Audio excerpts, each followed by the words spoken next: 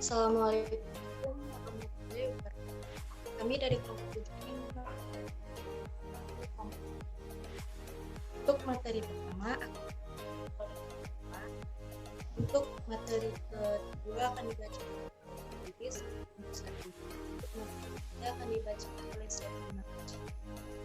Terakhir akan dibacakan oleh Iqbal Sadar. Langsung pertama yang akan dibaca oleh Bapak untuk Putri. Terima kasih kepada moderator. Saya sebagai pemateri pertama akan menjelaskan tentang wawasan Nusantara. Wawasan Nusantara adalah cara pandang dan sikap bangsa Indonesia mengenai diri dan lingkungannya, dengan mengutamakan persatuan dan kesatuan.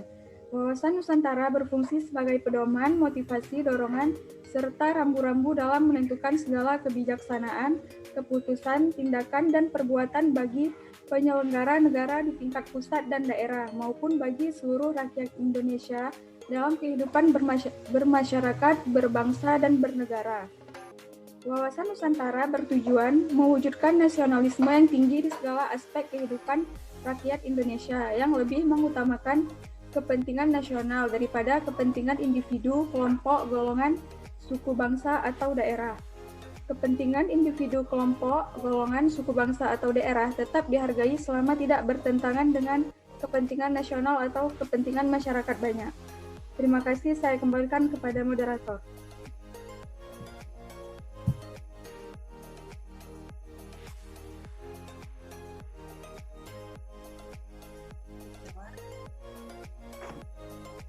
Akan dalam oleh dua yang akan dibacakan oleh Sri Sakti. Langsung saja unsur dan wawasan. Yang pertama adalah wadah. Wadah kehidupan bermasyarakat meliputi seluruh wilayah Indonesia yang memiliki sifat serba kekayaan alam dan penduduk serta aneka ragam budaya. Untuk yang kedua merupakan aspirasi bangsa yang berkembang di masyarakat dan nasional dapat dalam pembukaan Undang-Undang Dasar 1945. Dan yang terakhir adalah tata hasil interaksi Nusantara yang terdiri dari yang pertama tata mencerminkan jiwa, semangat dan mentalitas baik dari bangsa ini.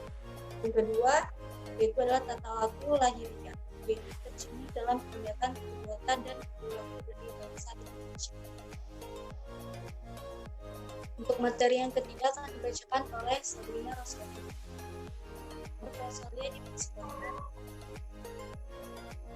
Terima kasih kepada moderator. Saya sebagai pemateri ketiga akan membahas tentang wawasan nasional Indonesia. Nah, wawasan nasional Indonesia dikembangkan berdasarkan wawasan nasional secara universal sehingga dibentuk dan dijiwai oleh paham kekuasaan, geopolitik, dan dasar pemikiran wawasan nasional Indonesia. Yang pertama itu adalah paham kekuasaan Indonesia, yaitu bangsa Indonesia yang berfalsafah dan berideologi Pancasila, menganut paham tentang perang dan damai berdasarkan bangsa-bangsa Indonesia cinta damai, akan tetapi lebih cinta kemerdekaan. Maka wawasan nasional bangsa Indonesia tidak mengembangkan ajaran kekuasaan dan adu kekuatan. Yang kedua adalah geopolitik Indonesia.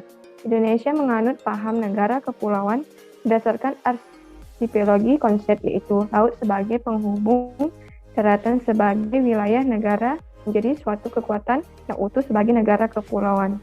Yang ketiga itu adalah dasar pemikiran wawasan nasional Indonesia.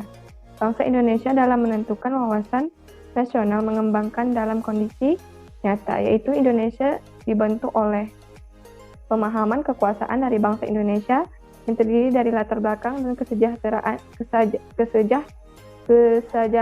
Indonesia. Next.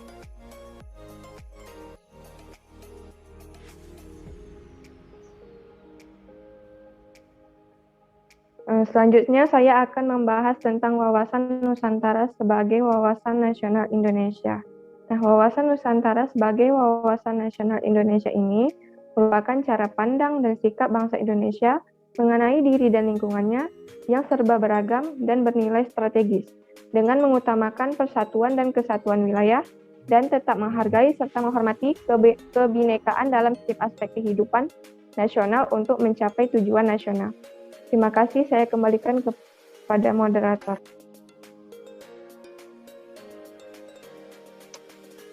Terima kasih kepada Sabrina Rosalia. Untuk materi terakhir akan dibacakan oleh Irma Lestari. Jadi dipersilahkan. Terima kasih kepada moderator. Baiklah, di sini saya akan menjelaskan mengenai implementasi wawasan Nusantara.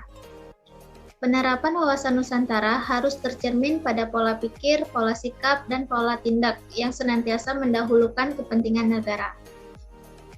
Implementasi wawasan Nusantara itu terdiri atas implementasi dalam kehidupan politik, di mana menciptakan iklim menyelenggarakan negara yang sehat dan dinamis, mewujudkan pemerintahan yang kuat, aspiratif, dipercaya. Kedua, ada implementasi dalam kehidupan ekonomi, di mana di sini menciptakan tatanan ekonomi yang benar-benar menjamin pemenuhan dan peningkatan kesejahteraan dan kemakmuran rakyat secara merata dan adil. Ketiga adalah implementasi dalam kehidupan sosial budaya, di mana di sini menciptakan sikap batiniah dan lahirniah yang mengakuai, menerima dan menghormati segala bentuk perbedaan sebagai kenyataan yang hidup di sekitarnya dan merupakan karunia Sang Pencipta. Yang terakhir adalah implementasi dalam kehidupan pertahanan keamanan. Ini adalah sikap menumbuhkan kesadaran cinta tanah air dan membentuk sikap bela negara pada setiap warga negara Indonesia. Terima kasih, saya kembalikan kepada moderator.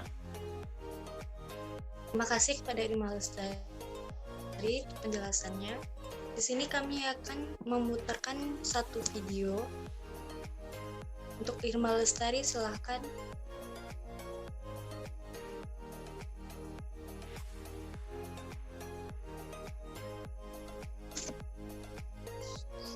Maaf untuk videonya ada sedikit gangguan, nanti akan kami bagikan secara terpisah saja. Saya akhiri, Assalamualaikum warahmatullahi wabarakatuh.